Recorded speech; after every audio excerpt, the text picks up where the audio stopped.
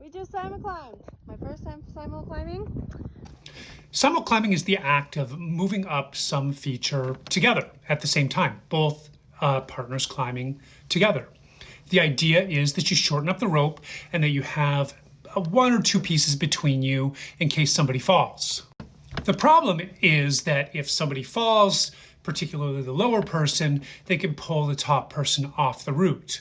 It's for this case, or for this reason rather, that I believe simul-climbing should mostly be done on terrain that you would feel comfortable soloing, but that you might not feel comfortable with the consequences of a fall. So if somebody falls off in a classic simul-climbing situation where there's just pieces between you, particularly if that lower person falls, somebody's going to get hurt, but it's unlikely that somebody's going to die. It is possible to put some kind of a progress capture on the rope in between you, in which case if the lower person falls, they won't pull the top person off.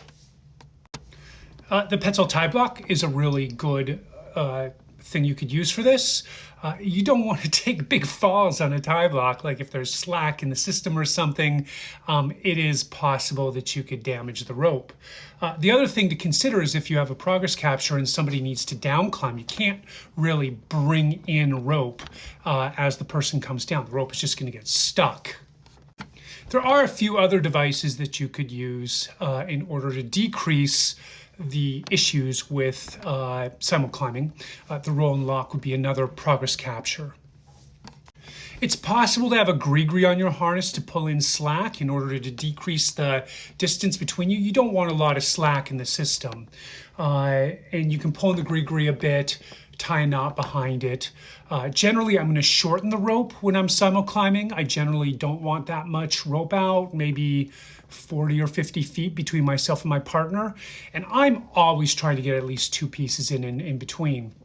I want to go back to that beginning thought though, and that is that you should really just be simul-climbing on terrain that you almost feel good soloing on. Maybe you don't feel good soloing on it because of the exposure, because of the hazard, but here we are, it's a 5-2 ridge line somewhere, and you're 40 or 50 feet from your partner. It goes on forever, this ridge, this fictional, but probably quite real ridge. And the easiest thing to do is just to move together. I don't think this is something to do with a beginner. I think this is the type of thing that you do with a competent partner, somebody that you've climbed with a lot, somebody whom you know their skill set well.